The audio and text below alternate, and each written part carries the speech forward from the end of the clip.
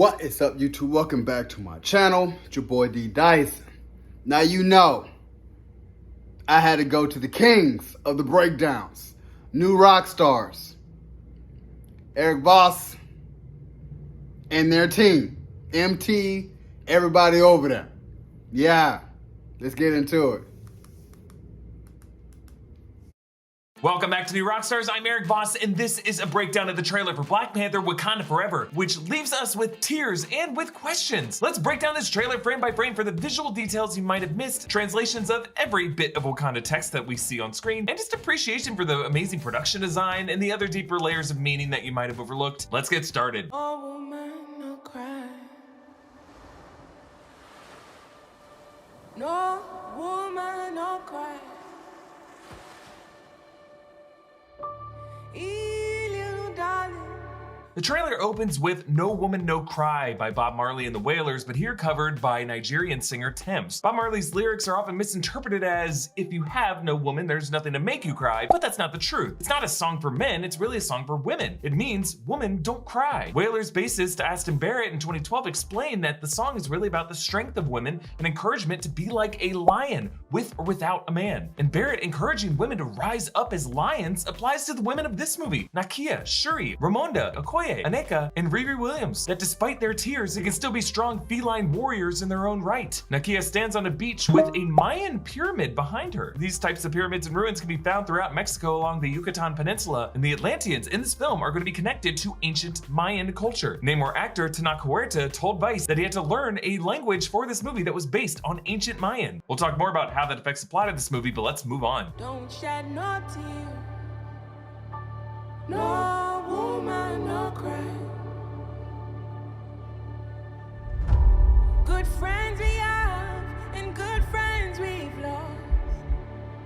So here, Ramonda sits upon the Wakandan throne, flanked by the Dora Milaje, and the floor of this room that she shares with the other tribe elders is the exposed red clay floor of Mount Bashenga. This throne itself bears the Wakandan letters that translate to wisdom and loyalty. And notice how Ramonda appears to have a chunk of vibranium ore on her armrest. Maybe the conflict in this movie has to do with vibranium as a natural resource that is being plundered, both from the Wakandans and from the Atlanteans. To the left, in blue and purple, is Dorothy Steele as the elder of the merchant tribe, returning from the 2018 film. Dorothy Steele passed away at age 95 in October 2021 after completing her work for this film. In the streets of Wakanda, citizens dance in white clothes. White is what Wakandans wear when they are in mourning. Ramonda and Shuri were both wearing white to mourn T'Chaka's death at the beginning of the 2018 film. A comfort for your loss. Thank you, Nakia. Now Wakanda celebrates the life of T'Challa. Shuri grieves in a procession with her mother Ramonda over the Marvel Studios logo that's also in white, led by the Dora Milaje, who in this very rare occasion trade out their red uniforms for these white robes. So yes, this film will address Chadwick Boseman's death by showing the death of T'Challa. How the character has died remains unclear. Some have wondered if this film might be set during the blip. Maybe they could be mourning T'Challa's dusting, but that is not possible because Shuri was among the dusted according to Avengers Endgame. And Shuri is in this movie. Also, according to everyone on cast and crew, this, along with every other Phase 4 title aside from a couple flashbacks, is set definitively after the blip. I just hope that they don't make the actual circumstances of its death a kind of plot point to the movie. Like, this movie does not have to be a conspiratorial mystery to solve how T'Challa died, but rather a story about what people do after in his absence. Now, the gate that they are headed toward has a statue of Bashenga. Bashenga was the first Black Panther and Wakandan king who united the tribes of Wakanda and the one who first consumed the heart-shaped herb to come into communion with Bast. Here you can actually see Bast sitting at Bashenga's feet. But then notice the figure to the right. That is a female figure. Could it be Bashenga's wife, his sister, his daughter, his mother? There is another feline sitting at her feet, which I believe to be Sekhmet. Bast is derived from Bastet, the Egyptian feline goddess, the more peaceful of the pairing that also includes the more aggressive feline deity of Sekhmet. T'Challa actually mentioned both of these in Civil War. In my culture, death is not the end. It's more of a stepping off point. You reach out with both hands and Bast and Sekhmet. They lead you into the green veldt where you walking around forever. And by green veldt, I think we all assume that that was the ancestral plane, but this green garden may actually be the green veldt on this side of the plane, the one that leads to the ancestral plane. This appears to be the Royal Cemetery, aka the necropolis of Wakanda. So as the past couple titles of the MCU have started to explore how certain superheroes are avatars of deities, and how those deities are actually represented in the Marvel Universe and Omnipotent City in Thor: Love and Thunder, including someone who we thought was Bast, and a white-furred feline figure that I think might be Sekhmet, this film may now expand this kind of mythology to include both the Black Panther and Bast, and an ancestral female companion empowered by Sekhmet. Moving on. along the way. In this great future, you can't forget your past.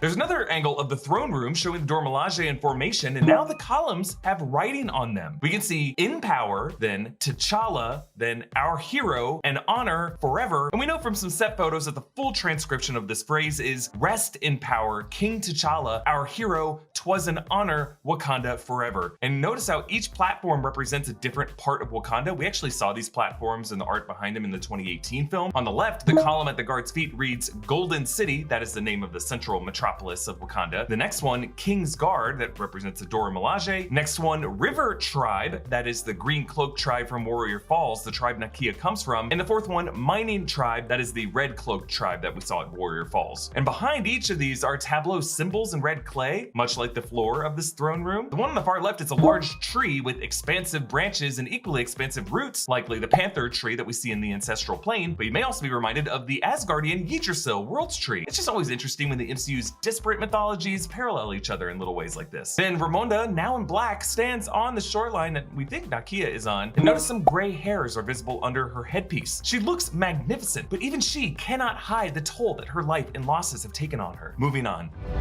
So dry your tears, I say. Here we see the birth of Namor. Namor is Marvel's first mutant, publication date-wise, and now that the MCU has finally said the word mutation in the context of Kamala Khan, it's likely that they're gonna call Namor a mutant in this movie as well. Namor is the mutant son born to the Atlantean princess of Fen, and a human captain of the Lemurian Star, which kinda got referenced in Winter Soldier. Target is a mobile satellite launch platform, the Lemurian Star. Yeah, Lemurian Star, Lemurian Star, potato topato. Now, while DC's Aquaman first appeared in 1941, Namor actually precedes him, joining Captain America in the android form of the Human Torch in 1939. These three were the first real Marvel superheroes. Over the years, Namor has been known as really an anti-hero who seeks vengeance against surface dwellers, and in more recent comics has had a history of bad blood with Wakanda and T'Challa. Now, Atlantis has actually been hinted at a few times in the MCU. In Iron Man 2, the world map that gave us our first sighting of Wakanda in the MCU also included a site in the South Atlantic Ocean. And then Endgame had that one line about the underwater earthquakes. Get a reading on those tremors? It was a mild subduction under the African plate. How are we handling it? It's an earthquake under the ocean. We handle it by not handling it. And now we actually get to visit Atlantis and meet these people. It's interesting how this mother gives birth in shallow water. You can see the surface right above her head. All the Atlanteans that we see are blue-skinned, as Namor's mother was in the comics, but here his mother may be human, thus the shallow water. Just a human who might have fallen in love with an Atlantean father, and that's why Namor isn't blue. Maybe his skin is a reflection of his mutation. Let's move on.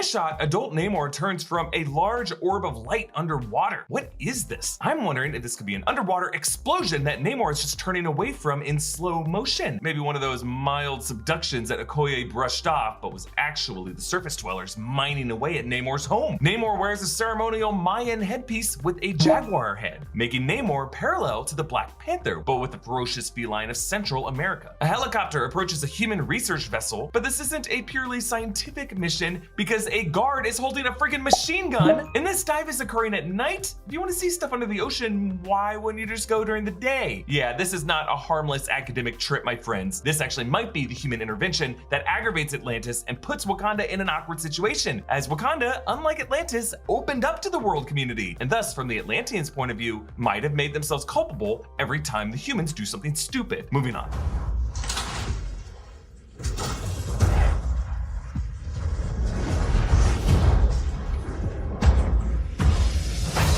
Okay, Okay, now a different shot that I don't think is part of that research vessel. Here, we see some armed, uniformed soldiers invading a Wakandan lab, forcing a scientist to open a door, and then holding other scientists at gunpoint beside these bubbling water columns. This could be an off-campus lab where, I don't know, maybe some Navy SEALs were sent to take everything the Wakandans know about Atlantis. Or maybe they're just there to steal their vibranium. Actually, later in the trailer, we do see the Dora Milaje coming to these scientists' aid. The fact that a conflict, though, is happening means that international relations are probably going to shit. Then this insane shot where Shuri stands on the red clay floor with the throne as fire climbs the columns, but a room around this floods. Later shots in the trailer showed this room flooding, and that is shocking because, again, this room is atop Mount Pashanga. So for water to reach that high, it must have been an insanely tall tidal wave. And indeed, as we see throughout the trailer, all of Wakanda is going to flood. This movie looks like it's going to closely adapt the 2012 Avengers vs. X-Men comic storyline, in which, and it's kind of crazy, just go with me on this, the Phoenix Force takes 5 hosts, one of them Namor, and tracks down the Avengers to Wakanda, and then uses Namor's amplified powers to flood the entire nation of Wakanda, killing countless innocents. So I assume in this movie, the Atlanteans will flood Wakanda as a kind of final escalation, maybe a measure of last resort that begins with Wakanda siding with humanity over them. But is it gonna be Namor who floods Wakanda, or one of the other Atlanteans that he doesn't necessarily agree with the extremity of? Let's play a quick round of Would You Rather. Would you rather be up at 6 a.m. for a flight to Hawaii tomorrow, or meet up with your best friend who you haven't seen forever, who's only in town for one night for a drink tonight?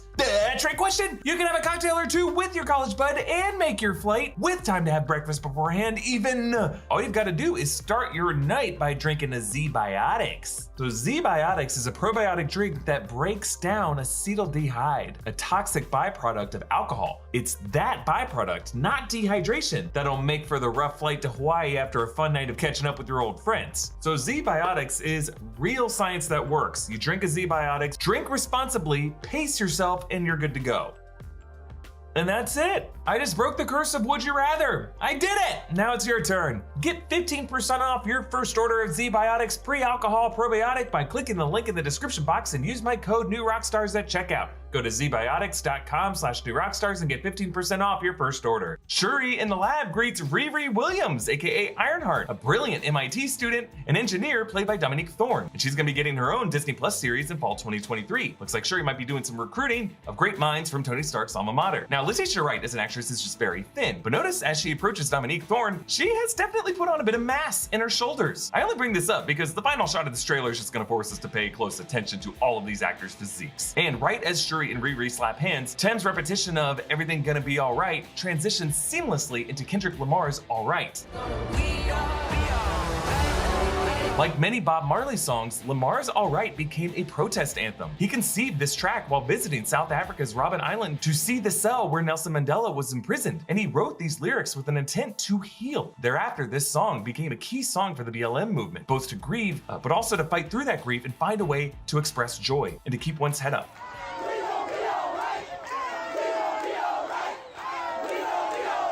And I love how both of these songs in this trailer work together to try to comfort us, to try to keep us strong. Let's move on.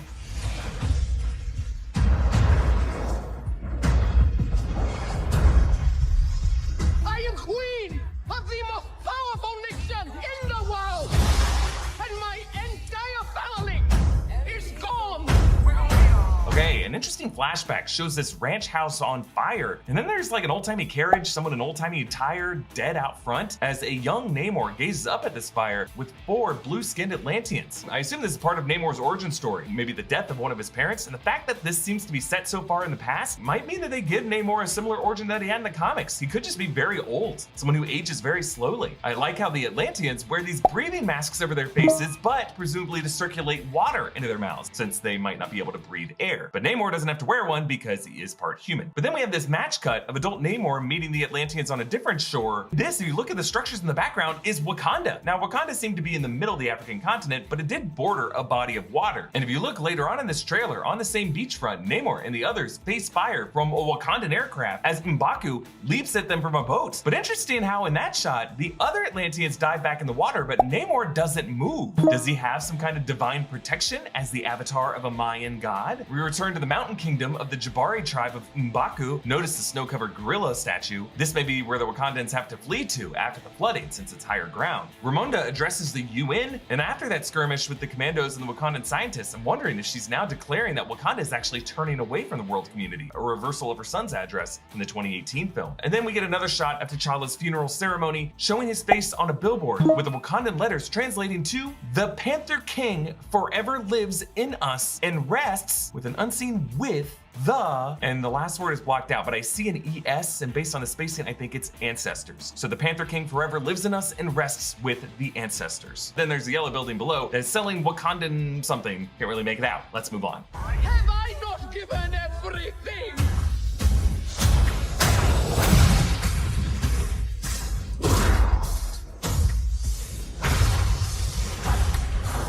So the emotional speech given by Ramonda that I thought was in the UN is actually being delivered in the Wakandan throne room, perhaps to the Atlantean invaders who are now demanding more from her. And she says, "My entire family is gone." So T'Chaka and T'Challa are gone, but what about Shuri? I would be really surprised if Shuri dies in this movie, but she may not be actually dead. She might just be in the ancestral plane, and Ramonda just thinks she's dead. For Shuri to access the ancestral plane, she would have to find a way to synthetically regrow the heart-shaped herb. The ancestral plane could be where she encounters her father T'Chaka, her brother T'Challa, maybe in the form of a silent panther sitting in the tree. But also in the ancestral plane, my friends, is likely her cousin Killmonger. I got some more thoughts on that later. We get a clear shot of Namor's 4 Atlantean warriors on a bridge that kind of looks like the same bridge over the Potomac that Everett Ross is walking on. Maybe the Atlanteans also attack an American military site like the Pentagon, which is right along the Potomac. And that could be what leads that SEAL team to attacking the Wakandan lab for intel on the Atlanteans or their vibranium. And I like that female Atlantean has a necklace with it looks like a barracuda jawbone. Very cool. Then the shot of Riri Williams hammering away in Shuri's lab, popping out a piece of metal in the shape of an Ironheart. Ironheart, suggesting that Riri Williams' Ironheart suit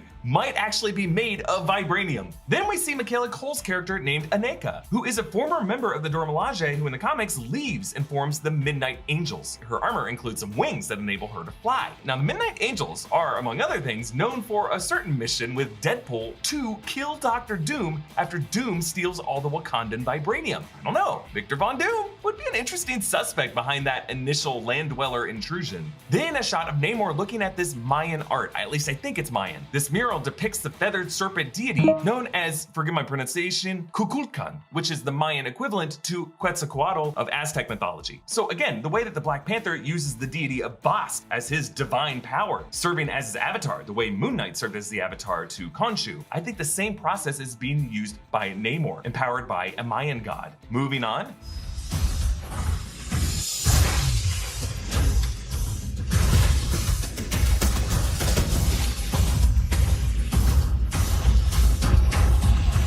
So Okoye fights the Atlanteans on that bridge that I mentioned before. Their spear strikes pushing her back toward the water, you should note, until she plants her spear in the concrete. Then some shots of a street chase with a motorcycle and a red car, and then another shot from within that red car shows a drone plane crashing into a line of police cars. Then a close-up of Namor with a necklace of pearls, or could those be Kamoyo beads? Probably pearls, but they also kind of look like Kamoyo beads. I just really think the Atlanteans may have their own supply of vibranium, and that is why they were initially targeted. Namor, or some other Atlantean, descends into this throne that is encased in the jawbone of a shark. I love how the top of the jawbone has 2 rows of teeth, because sharks shed their teeth. And then a Wakandan versus Atlantean sea battle. Dozens of Atlanteans surrounding a vessel in a coordinated strike, and then the Dora Milaje leap off that deck, tethered to knock them off the side of the vessel. I love this Jack Sparrow shit, and I want to know what kind of ship this is. Why are the Wakandans venturing out in the ocean? I have a theory for why they may be setting their sails in the final section. And when I wake up,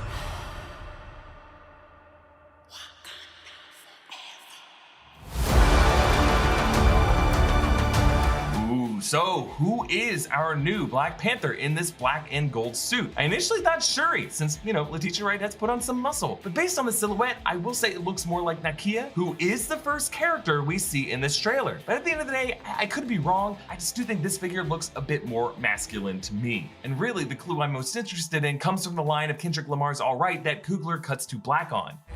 and when I wake up, Yes, when I wake up. If the reason Ramonda considers Shuri dead is that Shuri is in the ancestral plane recruiting cousin Killmonger to wake him up to resurrect him, that could be how we get Killmonger back in the suit. Remember, Thor Love and Thunder's post-credit scene showed Jane Foster and Heimdall in Valhalla, another MCU afterlife alongside the ancestral plane in the Egyptian underworld in Moon Knight. And the reason we saw Jane and Heimdall again, I think, was to indicate the possibility of reincarnation or resurrection in this universe. Remember, Killmonger was buried at sea. Just bury me in the ocean with my ancestors that jumped from the ships. Because they knew death was better than bondage.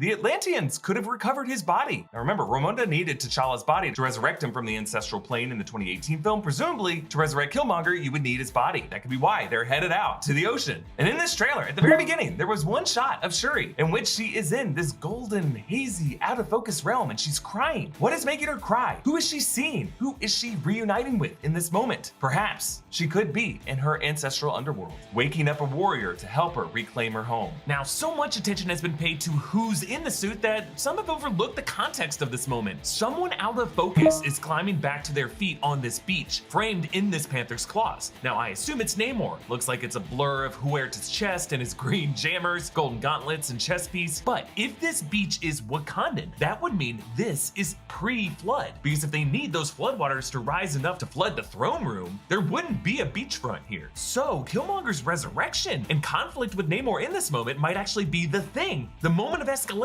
that leads Atlantis to retaliate by flooding Wakanda, a risk that Killmonger might consider worth taking. As Doctor Strange learned in Multiverse of Madness, resurrecting the dead may seem like a quick fix, but in the grand scheme of things, it's an unholy action to unbury the dead and can curse the living with unintended consequences. Thank you so much for watching this video. You can follow me on Instagram and Twitter at EABoss, follow New Rockstars, and subscribe to New Rockstars for more analysis of everything you love. Thanks again so much for supporting this channel, and I'll catch you next time. Bye. This is why they are the kings of the breakdowns. This got me extremely pumped. And the theories of what Black Panther Wakanda Forever would be. And I've seen a lot of people say that might be Shuri. Never thought it would be Nakia, which is Lupita Nyong'o's character, or Eric Killmonger.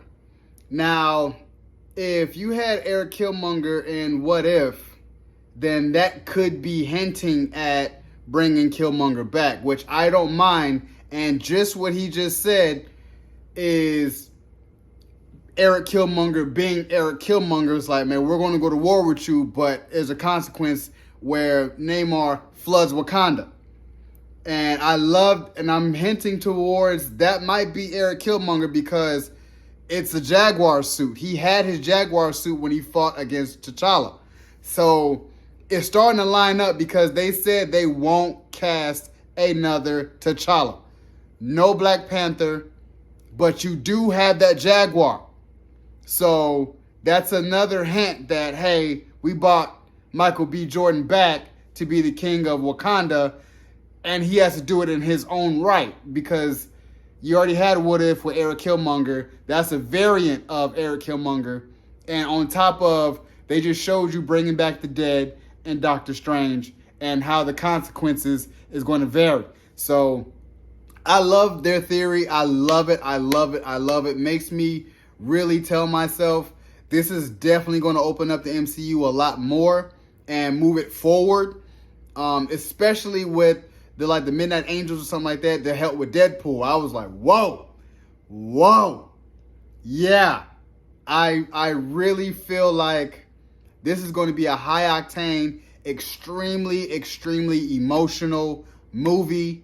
And I love the introduction of Riri Williams as Ironheart because you're going to get her Iron Man suit to go fight. And then it's going to build upon her character, which I'm going to love because from the comics, I was like, man, she is it. She is Tony Stark and a half. You know what I'm saying? Extremely smart, extremely intelligent, and can fight. So I'm here for it all. This really got me more excited just to really want to watch this movie. And it comes out in November of this year, right after She-Hulk. And I sit there and tell myself, this could be in the running for best movie of the year if it can dethrone Top Gun. Because, like I said, for Doctor Strange, Thor Love and Thunder, The Batman, and now we got Black Panther and Top Gun on top of Everywhere All at Once, sitting there telling myself, this could be up there. I want it to be up there. And like I said in my reaction, I trust Ryan Coogler with this. I really do. This is going to be special because of the emotional toll that's going to carry. And Angela Bassett going to act her ass off. Shout out to Kiki Palmer, how she was saying it's all in the lips. Yeah. So, you guys enjoy my reaction to Black Panther's Wakanda Forever trailer breakdown from New Rockstars. Subscribe to my channel, post comment down below, and like the video. It's your boy, D. Dyson. Peace.